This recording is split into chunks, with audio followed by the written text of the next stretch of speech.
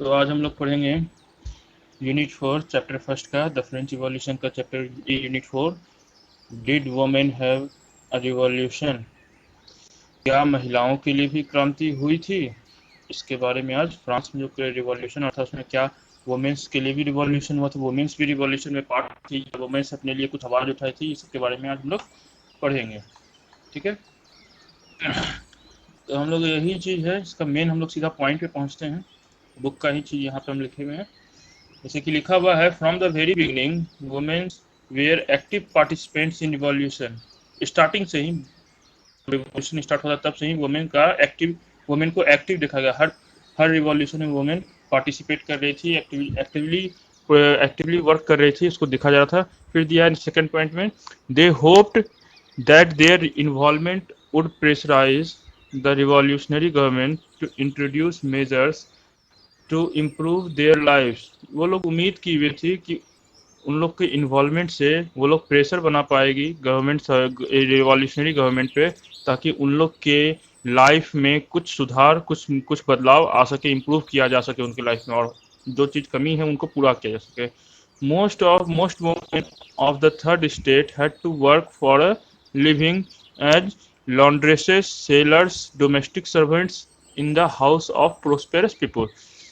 Third state की वो ज़्यादातर वुमेन जो थी वो वर्क करती थी, एक तरह से छोटा मोटा काम करती थी अपनी ज़िंदगी के लिए, पैसा कमाने के लिए, घर का खर्च चलाने के लिए, जिसमें से के साथ लॉन्ड्रेसेस मतलब धुलाई, कपड़े का साफ सफाई करना, काटना, सिलाई बुनाई जिसको हम लोग कहते हैं, या फिर से कपड़े का धुलाई, साफ करना। उसके बाद सेलर्स में दिया है कि वो सामान भी बेचती थी, बाजारों में फूल फल सब्जियां भी बेची जा करती थी। साथ में डोमेस्टिक सर्वेंट मतलब घरों में नौकरानी काम भी करती थी, लेकिन किसके घर में? प्रोस्पेरस पीपल, जो अमीर लोग थे उनके घरों में जॉब भी किया करती थी। फिर आगे दिया है इसमें, most women did not have most women did not have access to education और जॉब ट्रेनिंग। ज़्यादातर वुमेन्स को न पढ़ने का इजाजत था, न किसी तरह का जॉब ट्रेनिंग मिलता था। ओनली डॉटर्स किसको मिलता था? बट मिलता था किसको मिलता था? ओनली डॉटर्स ऑफ नोबल्स और wealthier family of the third states could study at a convent after which their families arranged a marriage for them. मतलब जो नोबल्स, बहुत बड़े परिवार की बेटी होती थी, नोबल्स के घर के परिवार की लड़कियां या फिर बहुत बड़े परिवार की लड़कियां जो थी वही सिर्फ पढ़ती थी थर्ड स्टेट में। उनको स्टडी के लिए कॉन्वेंट, लेकिन पढ़ाई कंप्लीट होने के बाद तुरंत उसका अरेंज मैरिज कर दिया जाता था उसके फैमिली के हिसाब से। फैमिली लड़का देखता था और लड़के और शादी कर दिया जाता था, भले लड़की का मन हो चाहे नहीं हो, अरेंज मैरिज उनका कर दिया जाता था। To discuss and to discuss and voice their interest women started their own political club and newspaper. Womens जो थी अपना इंटरेस्ट, मतलब हम क्या कहते हैं, अपनी आवाज़ को उठाने के लिए वो लोग अपना पॉलिटिकल क्लब और न्यूज़पेपर निकाली, लोगों के बीच में अपना बात, या फिर रिवॉल्यूशनरी गवर्नमेंट तक अपना इंटरेस्ट या अपना वॉइस पहुंचाने के लिए, लोगों के बीच में अपने आप को फेमस करने के लिए पॉलिटिकल क्लब यानी और न्यूज़पेपर स्टार्ट की। जैसे कि हम लोग बोलते हैं जैकोबिन था, बहुत पॉलिटिकल क्लब बनाया गया। मेंस का जो पॉलिटिकल क्लब था उसमें फेमस था जैकोबिन क्लब। तो उसी तरह उसका काम क्या था कि सरकार के काम को, पॉलिसीज को ध्यान देना, उस किस तरह से काम कर रहा है उस पर डिस्कस करना। इसी तरह से वुमेन्स भी अपना पॉलिटिकल क्लब बनाई थी। उसे पिछले वाले यूनिट 3 में ये बात को डिस्कस किया गया था, वुमेन्स भी अपना पॉलिटिकल क्लब बनाई थी। बोल रहा फ्रांस में, अकेले फ्रांस में फ्रांस में जितना सिटीज था सब सिटीज को मिला के 60 से ज़्यादा, अराउंड 60, मान लगभग 60 या 60 से ज़्यादा वुमेन क्लब था। ठीक है, उसके बाद दिया है इसमें से सबसे फेमस वुमेन क्लब कौन था। जैसे कि मेंस में था जैकोबिन क्लब, उसी तरह वुमेन्स में सबसे फेमस क्लब कौन था? वुमेन्स में फेमस क्लब का नाम था the society of revolutionary and Republican women. ये था उसका फेमस क्लब का नाम, the society of revolutionary and Republican women. ठीक है, इसके बाद आगे बढ़ते हैं। इसके बाद आगे दिया है, women were disappointed women were disappointed that the constitution of 1791 reduced them to passive citizens। यहाँ पे क्या बोल रहा है, वुमेन्स डिसअपॉइंट थी, नाराज थी, कॉन्स्टिट्यूशन जो बना था 1791 में, कॉन्स्टिट्यूशन के उस कॉन्स्टिट्यूशन से वो लोग नाराज थे कि हम लोग को पैसिव सिटी वुमेन्स को पैसिव सिटीजन में क्यों डाला गया, उन लोग को वोट देने का अधिकार क्यों नहीं है, वो लोग इलेक्टर्स के लिए क्यों नहीं खड़ी हो सकती है, जॉब तो वो लोग भी कर रही है। तो इस बात से वो लोग नाराज थी। उन लोग का डिमांड था, they demand the right to vote, they demand the right to vote, to be elected to the assembly and hold political office। वो डिमांड की कि हम लोग को भी वोट देने का अधिकार, राइट टू वोट, हम लोग को भी वोट देने का अधिकार दिया जाए, जिससे कि हम लोग असेंबली में किसको चुन के बैठाना है, हम लोग का भी उसमें हम लोग का भी वोटिंग होना चाहिए, और साथ में हम लोग को पॉलिटिकल ऑफिस चलाने का भी परमिशन चाहिए। और ये साथ में इसमें नहीं दिया है, लेकिन यहाँ पे देखिए, यहाँ पे भी दिया है, यहाँ पे दिया है होल्ड पॉइंट, यहाँ पे, हाँ, womens one of their main demands was the women enjoy the same political right as a man. मतलब जो मेंस को पॉलिटिकल राइट मिल रहा था वही वुमेन्स चाहती थी हम लोग को भी मिले, ये उन लोग का डिमांड था।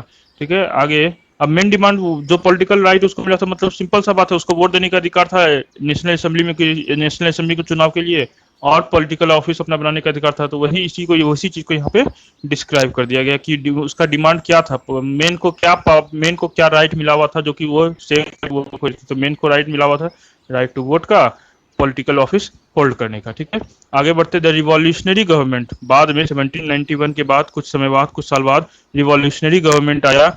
The revolutionary government did introduce laws that helped improve the lives of women. औरतों की जिंदगी को, महिलाओं की जिंदगी को बहुत हद तक सुधारा। रिवॉल्यूशनरी गवर्नमेंट जो था, कुछ नया नया कानून ला के महिलाओं की जिंदगी, वुमेन्स की लाइफ्स को बहुत हद तक इम्प्रूव किया, करने का कोशिश किया। अब ये कौन कौन सा लॉज था देखिए, अब आगे बढ़ते हैं। By creation of state school, schooling was made compulsory for all girls.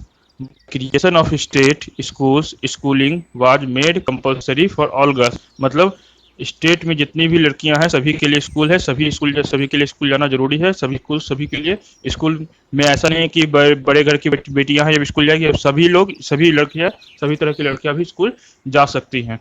फिर आगे दिया है, their father could no longer force them into marriage against their will। अगर वो नहीं चाहती हैं तो उनके पिता उनका शादी जबरदस्ती नहीं करा सकते, वो शादी जहां मन होगा वहां कर सकती है। Marriage was made into a contract entered into freely and registered under civil law. मतलब यहाँ पे बोला शादी जो होगा, शादी जो अब लड़कियों का होगा, वो पूरे तरह से कॉन्ट्रैक्ट होगा, मतलब कानून के नज़र में होगा, रजिस्टर्ड होगा कानून के नज़र में। जैसे हम लोग कहते हैं ना भी कोर्ट मैरिज, उसी तरह से वहाँ पे बोलते हैं कोर्ट मैरिज होना जरूरी है। आप कहीं भी शादी के, लेकिन कोर्ट में होना जरूरी है, कि रजिस्टर्ड मैरिज होना जरूरी है, और आप जिससे मन हो उससे शादी कर सकते हैं, आपको कोई रोक टोक नहीं है। फिर दिया, divorce was made legal. Divorce पहले इलीगल था, फिर बाद में उसको लीगल बना दिया। And could be applied by both women and main. अब डाइवोर्स के मेन एंड वुमेन दोनों अप्लाई कर सकता है, ऐसा नहीं पहले था कि सिर्फ मेन अप्लाई करेगा, लेकिन अब जो था वुमेन और मेन दोनों अप्लाई कर सकता है, और इसको लीगल बना दिया, वुमेन के लिए लीगल बना दिया गया।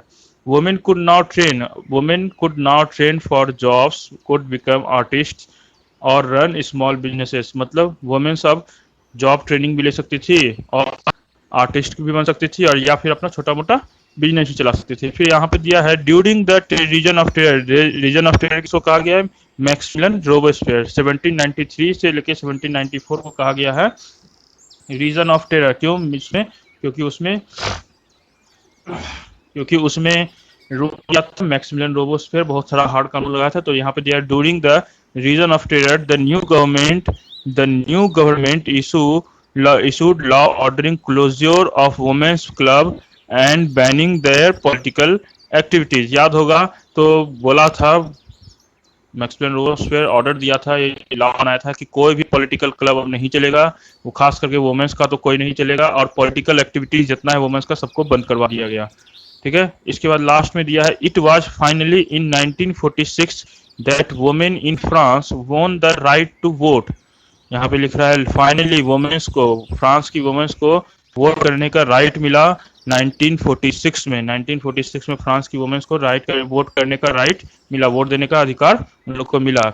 ये था यूनिट 4, ये था इतना सा यूनिट 4 का मेन चीज यहाँ लिखा हुआ था, और एकदम वही सेम चीज यहाँ पे भी बुक में भी हम अंडरलाइन किए हुए हैं, सेम चीज सब बुक में भी अंडरलाइन किए हुए। एक चीज बस यहाँ पे छूट गया था, कि रीजन ऑफ टेरर का ये वाला है ना, ये वाला चीज़ छूट गया था। चलिए अब आगे बढ़ेंगे फिर नेक्स्ट वीडियो में। अगर कोई कन्फ्यूजन है तो पूछिएगा।